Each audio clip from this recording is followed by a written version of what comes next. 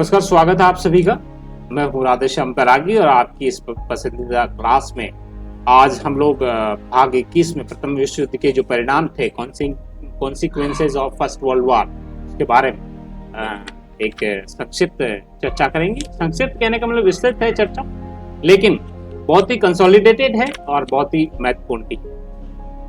तो आइए चर्चा करते हैं प्रथम विश्व युद्ध के परिणामों की इस भाग में। केंद्रीय शक्ति, जिसमें पहला जो परिणाम था, केंद्रीय शक्तियों के साम्राज्य का विघटन हो गया।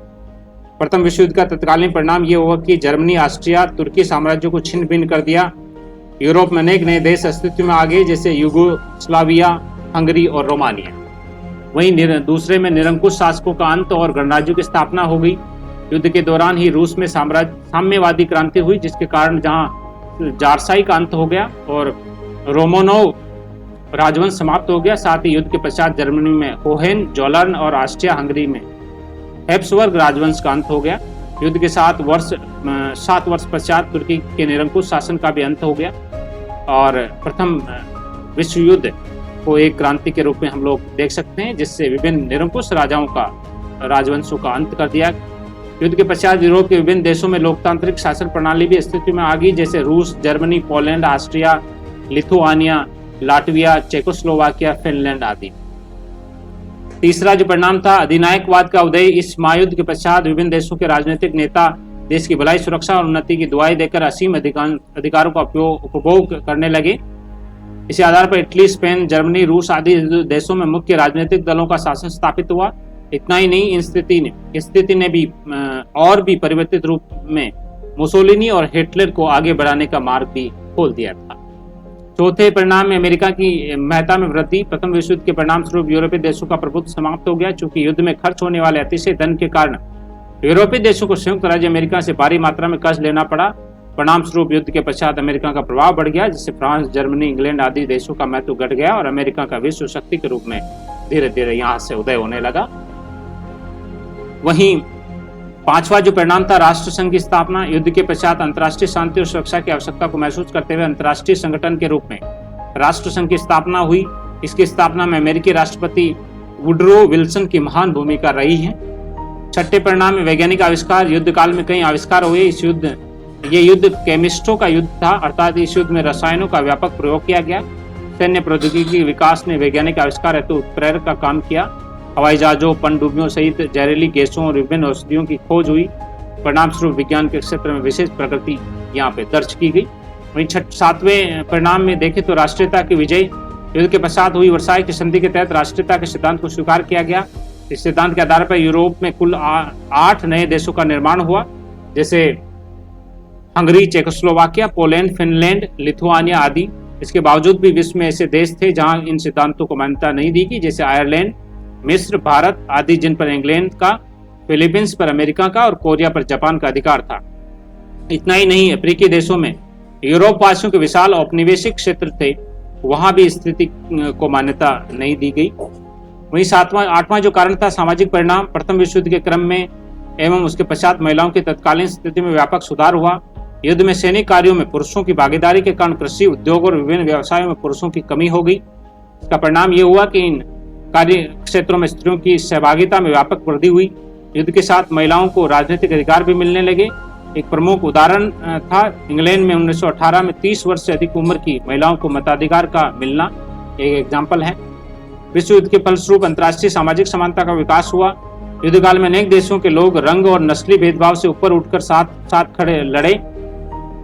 फलते तीव्र जातीय कटुता में कमी आना स्वाभाविक था। इसके अलावा युद्ध के पश्चात राजनीति में सर्वहारा का महत्व काफी बढ़ गया, क्योंकि युद्ध के क्रम में मजदूरों ने महत्वपूर्ण भूमिका निभाई थी। इसी परिप्रेक्ष्य में समाजवादी विचारधारा का उदय हुआ, विकास हुआ। युद्ध काल में महत्वपूर्ण उद्योगों को सरकार ने अपने अधिकार में ले लिया और इस रूप में राजकीय समाजवादी विचारधारा का प्रसार हुआ। श्रमिकों का श्रमिक हित की प्राप्ति हेतु कतिपय प्रयास किए गए। अनेक श्रमिक संगठन बने। ये एक ऐसी प्रवृत्ति थी जो राष्ट्रसंघ के अंतर्गत अंतर्राष्ट्रीय श्रम संगठन के रूप में सामने आई। ये संगठन अंतर्राष्ट्रीय स्तर पर श्रमिकों के कल्याण और विषय पर केंद्रित था। वहीं विश्व युद्ध के पश्चात शिक्षा के क्षेत्र में भी व्यापक विस्तार दर्ज किया गया, जिसके अंतर्गत ब्रिटेन में प्राथमिक शिक्षा पर विशेष जोर देते हुए 14 वर्ष की आयु वर्ग के बच्चों को शिक्षा देना अनिवार्य कर दिया गया। इसी तरह फ्रांस, जर्मनी, इटली, जापान आदि देशों में भी शिक्षा के चहुमुखी विकास पर विशेष ध्यान दिया गया। वहीं जो नौवां कारण परिणाम था आर्थिक परिणाम, युद्ध काल में अनेक उद्योग नष्ट हो गए, भयंकर गोलीबारी से धन एवं जन की व्यापक क्षति हुई। युद्ध काल में स्थापित किए गए सैन्य सामग्री आधारित उद्योग युद्ध के पश्चात बंद कर दिए गए, फलतः बेकारी की समस्या उत्पन्न हुई। वाणिज्य और व्यापार को भी धक्का लगा क्योंकि युद्ध काल में विभिन्न यूरोपीय देशों में बाहर से आयातित माल पर रोक लगा दी गई थी। इस प्रकार जनधन के भारी नुकसान के फलस्वरूप वस्तुओं के मूल्यों में अप्रत्याशित वृद्धि हो गई, श्रमिकों की मजदूरी बढ़ी जबकि पैदावार घट गई, मुद्रा का व्यापक अवमूल्यन हुआ, अर्थात कह सकते हैं कि मुद्रा का मूल्य घट जाने से व्यापार के क्षेत्र में असंतुलन और अव्यवस्था उत्पन्न हो गई। उसके पश्चात 1919 में पेरिस शांति सम्मेलन किया गया। प्रथम विश्व युद्ध में जर्मनी और उसके सहयोगी देशों जैसे ऑस्ट्रिया, हंगरी, बुल्गारिया और तुर्की की पराजय और विजयी मित्र राष्ट्रों ने युद्धोत्तर काल की व्यवस्था स्थापित करने के उद्देश्य से 1919 में पेरिस में एक शांति सम्मेलन का आयोजन किया गया। वैसे तो इस सम्मेलन में सभी विजयी देशों के प्रतिनिधि शामिल हुए थे, परंतु सम्मेलन के प्रमुख निर्णयों में अमेरिकी राष्ट्रपति वुडरो विल्सन, ब्रिटिश प्रधानमंत्री लॉयड जॉर्ज, फ्रांसीसी प्रधानमंत्री क्लेमेंसू, इटली के ऑरलैंडो का ही निर्णायक प्रभाव पड़ा था। फ्रांस के विदेश मंत्रालय में शांति सम्मेलन का अधिवेशन प्रारंभ हुआ। इस सम्मेलन की अध्यक्षता फ्रांसीसी प्रधानमंत्री क्लेमेंसू ने की। इस सम्मेलन में पराजित धुरी राष्ट्रों से समझौता करने हेतु 5 शांति संधियों का प्रारूप तैयार किया गया। इन शांति संधियों के फलस्वरूप यूरोप का राजनीतिक व भौगोलिक मानचित्र बिल्कुल परिवर्तित हो गया था। अनेक भावी समस्याओं की उत्पत्ति हुई। इस सम्मेलन में जिन 5 संधियों का मसौदा तैयार किया गया था वे इस प्रकार हैं। पहला, वर्साई की संधि 28 जून 1919 को जर्मनी के साथ। दूसरी, सेंट जर्मेन की संधि 10 दिसंबर 1919 ऑस्ट्रिया के साथ। तीसरी, न्यूली की संधि 27 नवंबर 1919 में बुल्गारिया के साथ। चौथी, त्रियानो की संधि 4 जून 1920 हंगरी के साथ। 5वीं, सेब्रे की संधि 10 अगस्त 1920 तुर्की के साथ। ये सभी संधि असमित रूप से पेरिस की संधियां कहलाती है, परंतु इन संधियों में से वर्साई की संधि का विशेष महत्व है जो 28 जून 1919 को जर्मनी के साथ हुई थी। उसके बाद पेरिस शांति सम्मेलन में 4 बड़े जो बातें थी वो इस प्रकार हैं। पेरिस शांति सम्मेलन के दौरान प्रमुख भूमिका निभाने वाले 4 राष्ट्रों के प्रतिनिधियों Woodrow Wilson America, Clemenceau France, Lloyd George England और ऑरलैंडो इंग्लैंड इटली को 4 बड़ों के नाम से पुकारा गया। इन चारों प्रभावशाली नेताओं के विचारों तथा व्यक्तित्व ने सम्मेलन को गहराई के साथ प्रभावित किया था। आइए हम संक्षिप्त रूप से उन विचारों के बारे में चर्चा करते हैं। पहला, वुडरो विल्सन के 14 सूत्र की ही युद्ध स्थगन और संधि वार्ता का आधार बने थे। उसकी आदर्शवादिता और आत्मनिर्णय के सिद्धांत ही थे जिसने पराजित राष्ट्रों को कुछ उम्मीदें नजर आ रही थी। विल्सन युद्ध पश्चात विश्व में न्याय और शांति का पक्षधर था। इसके लिए वह राष्ट्र संघ की स्थापना को लेकर काफी उत्साहित था जो भविष्य में युद्ध रोके और मानव जाति के कल्याण को सुनिश्चित करे, किंतु व्यवहारिक दृष्टि से ठोस कार्यक्रम का अभाव, यूरोपीय कूटनीति की सीमित जानकारी और क्लेमेंसू तथा लॉयड जॉर्ज की धूर्तता जैसे अवरोधों ने उन्हें अधिक सफल नहीं होने दिया। वहीं दूसरे प्रमुख नेता क्लेमेंसू ये सम्मेलन का सबसे अधिक सफल नेता रहा। इसका उद्देश्य था जर्मनी से अपने अतीत के अपमान की क्षतिपूर्ति वसूलना और भविष्य के लिए उसे इतना कमजोर कर देना कि वह फ्रांस के लिए कोई चुनौती नहीं बन सके। अपने दीर्घ कूटनीतिक अनुभवों के द्वारा वह विल्सन की राष्ट्रसंघ के प्रति कमजोरी को भांपने और उसकी आदर्शवादिता का लाभ उठाने में सफल रहा। वहीं लॉयड जॉर्ज इंग्लैंड का प्रधानमंत्री था जो कि यथार्थवादी राजनीति का कुशल खिलाड़ी था। सम्मेलन में उसने 2 प्रमुख निहितार्थ थे। प्रथम, इंग्लैंड के विस्तृत औपनिवेशिक साम्राज्य व्यवसायिक हितों के पक्ष में निर्णय लिए जाएं तथा दूसरा यह कि फ्रांस को इतना अधिक शक्तिशाली होकर उभरने का अवसर नहीं मिले कि वह यूरोप के शक्ति संतुलन में प्रभावी बन जाए।